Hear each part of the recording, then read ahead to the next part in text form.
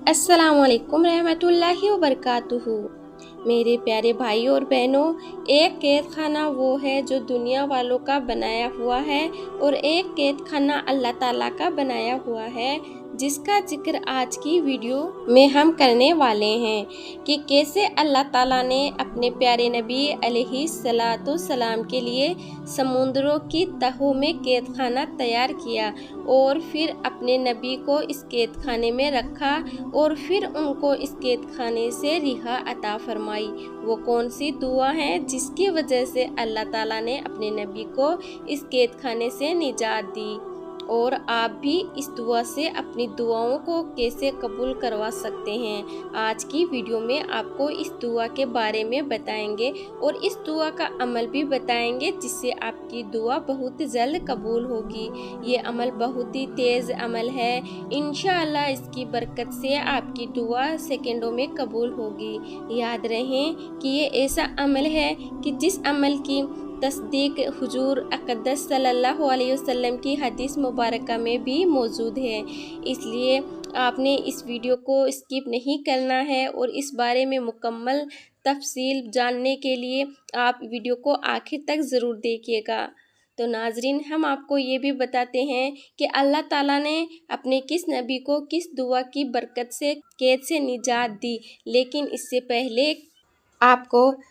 हदीस मुबारका की रोशनी में दुआ की कबूलियत की चंद औकात और मकाम के बारे में बताते हैं कि अगर आप इन औकात में दुआ करें तो जल्द कबूल होगी। हज़रत अबू हुरैरा रज़ी अल्लाह ताला अन्हु से मरवी है कि नबी करीम सल्लल्लाहु अलैहि वसल्लम ने फरमाया, इंसान अपने रब के सबसे ज़्यादा करीब सजदे की हालात में होता है, इसलिए सजदे में दुआ कसरत से किया करो। हज़रत अबू उमामा रज़ी अल्लाह ताला अन्हु से रिवायत है कि रसूल अल्लाह सल्लल्लाहु अलैहि वसल्लम से पूछा गया, कौन सी दुआ ज़्यादा कबूल होती है? आप सल्लल्लाहु अलैहि वसल्लम ने फरमाया कि रात के आखिरी हिस्से में और फजर नमाज के बाद मांगी जाने वाली दुआ। इसी तरह हज़रत सहल बिन शाद रज़ी अल्लाह ताला अन्हु से रिवायत है कि रसूल अल्लाह सल्लल्लाहु अलैहि वसल्लम ने फरमाया, दो दुआएं रद्द नहीं की जाती, एक अजान के वक्त, दूसरी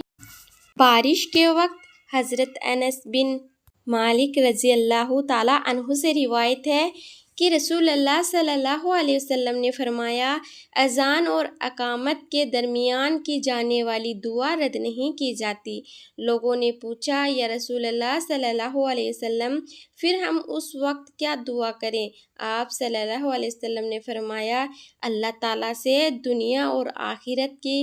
आफियत मांगा करो। नाजरीन, ये बातें कभी नहीं कहनी चाहिए कि दुआ कबूल नहीं होती, क्योंकि जो दुआ दुनिया में कबूल नहीं होती, अल्लाह ताला उसके बदले में दुनिया में अजर अता फरमाए, या उसके बदले में कोई दुख मुसीबत परेशानी टाल दे, या आखिरत में उसका ज़ख़ीरा अता फरमाए। ये थे चंद औकात और मकाम जो दुआ की कबूलियत के हैं। कोशिश करें कि इनमें दुआ मांगा करें ताकि आपकी दुआ जल्द कबूल हो। तो चलिए चलते हैं अपने असल मौजूद की जानिब और आपको बताते हैं कि हम जिस नबी की बात कर रहे हैं वह नबी है हज़रत यूनुस अलैहिस्सलाम, और जिस दुआ का हम आपको बताने वाले हैं वो दुआ है दुआएं यूनुस अलैहिस्सलाम, जिसे आयत करीमा भी कहा जाता है। याद रहे कि आयत करीमा कुरान मजीद की शुरू अंबिया की मशहूर आयत है।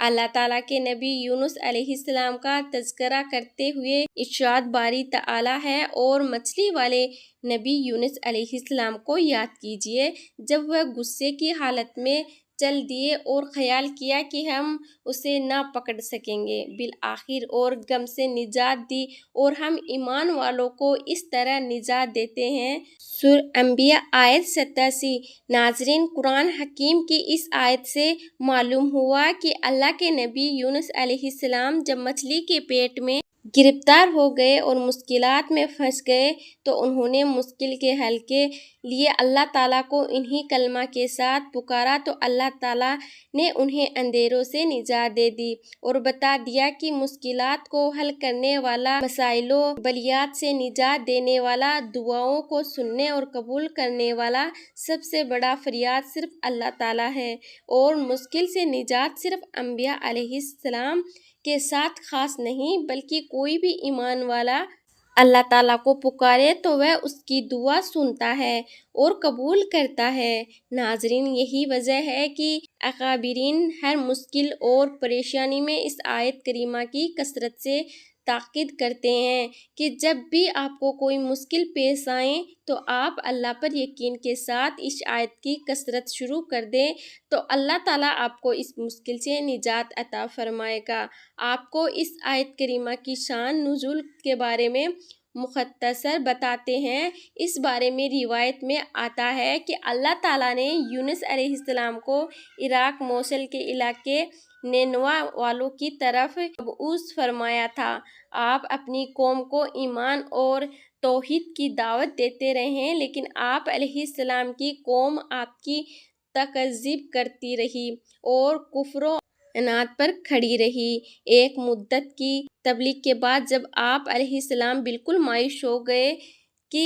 قوم ایمان لانے والی نہیں اور عذاب الہی کا وقت قریب آ گیا تو آپ علیہ السلام اپنی قوم کو 3 دن کے بعد عذاب الہی کی وعد سنا کر اللہ تعالیٰ کی اجازت کے بغیر وہاں سے نکل گئے اور مشکل سے دوچار ہوئے۔ اللہ تعالیٰ نے آپ یونس علیہ السلام کو مچھلی کے پیٹ میں قید کر دیا، لیکن حضرت یونس علیہ السلام کو جو ہی احساس ہوا کہ انہوں نے غلطی ہو گئی، انہوں نے اپنے آپ کو ملامت کیا اور مچھلی کے پیٹ کے اندر اندھیرے قید خانے سے اللہ کو یوں پکارا، فنادا فی الظلمات لا الہ الا انت سبحانک انی کنت من الظالمین۔ سورہ انبیاء ترجمہ: بالآخر اندھیروں کے اندر سے پکار اٹھا کہ الہی تیرے سوا کوئی معبود نہیں، تو پاک ہے، بے شک میں نے اپنے نفس پر ظلم کیا۔ تو میرے پیارے بھائی اور بہنوں، یاد رہیں کہ حضرت یونس علیہ السلام نے اللہ کی قید خانے سے رہائی کے لیے توحید باری اللہ تعالیٰ کا ہی سہارا لیا اور اللہ ہی کی پاکی بیان کی، نہ کسی نبی، ولی یا اللہ کے کسی برگزیدہ بندے کو نہیں پکارا، نہ ہی اللہ کے سوا کسی اور کا وسیلہ پکڑا۔ حضرت یونس علیہ السلام نے کہا، لا الہ الا انت، یعنی لا الہ الا، جو کہ کلمہ توحید، کہا سبحانک، یعنی سبحان اللہ، جو کہ اللہ تعالیٰ کی تسبیح ہے، اور پھر انی کنت من الظالمین، اپنی غلطیوں کا اقرار اور اعتراف ان لفظوں میں کیا کہ بے شک میں اپنے نفس پر ظلم کرنے والوں میں سے ہوں۔ اس جملے میں ان باتوں کا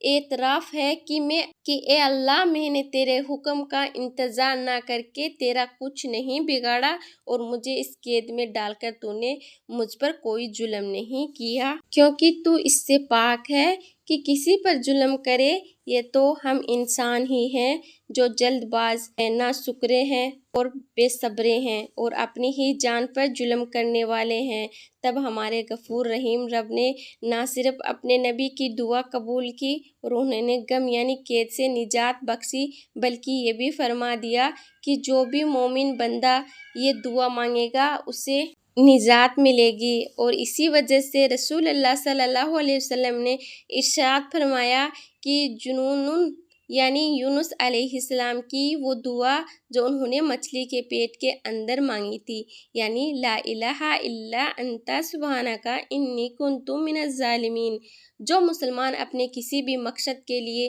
ان کلمات کے ساتھ دعا کرے گا، اللہ تعالیٰ اس دعا کو قبول فرمائیں گے۔ تو ناظرین، یہی ہمارا آج کا وظیفہ ہے، جس کی مدد سے آپ کی ہر دعا انشاءاللہ سیکنڈوں میں پوری ہو سکتی ہے۔ اس دعا کے بارے میں فرمایا اسم اعظم بھی ہے، اس لیے جب بھی دعا مانگے تو پہلے اس دعا کا ورد کرے اور اس کے بعد دعا مانگے، انشاءاللہ دعا بہت جلد قبول ہوگی۔ یاد رہے کہ آیت کریمہ اپنے اندر بڑی برکت رکھتی ہے، اور اللہ تعالیٰ نے خود ارشاد فرما دیا کہ جس طرح سے حضرت یونس علیہ السلام کی اللہ تعالیٰ نے مچھلی کے پیٹ میں مدد فرمائی، اس آیت کے وسیلے سے اللہ پاک مومن کی مشکلات اور پریشانیوں کو دور فرماتا رہے گا۔ اس لیے چاہیے کہ جب بھی کوئی مسئلہ ہو، چاہے کوئی پریشانی ہو، کوئی گھریلو پریشانی ہو، چاہے کاروبار کا مسئلہ ہو، یا پھر ملازمت کے حوالے سے کوئی پریشانی ہو، بس اس آیت کریمہ کا ورد کریں اور اللہ تعالیٰ سے پریشانی اور مسئلے کے حل ہونے کے لیے دعا کریں۔ تو میرے پیارے بھائی اور بہنوں، امید کرتی ہوں آپ کو یہ ویڈیو ضرور پسند آئی ہوگی۔ اگر پسند آئی ہے تو ویڈیو کو لائک کریں اور اپنے سبھی رشتہ داروں میں ویڈیو کو شیئر ضرور کریں، اور عریشہ خان چینل کو سبسکرائب کرنا تو بالکل نہ بھولیں۔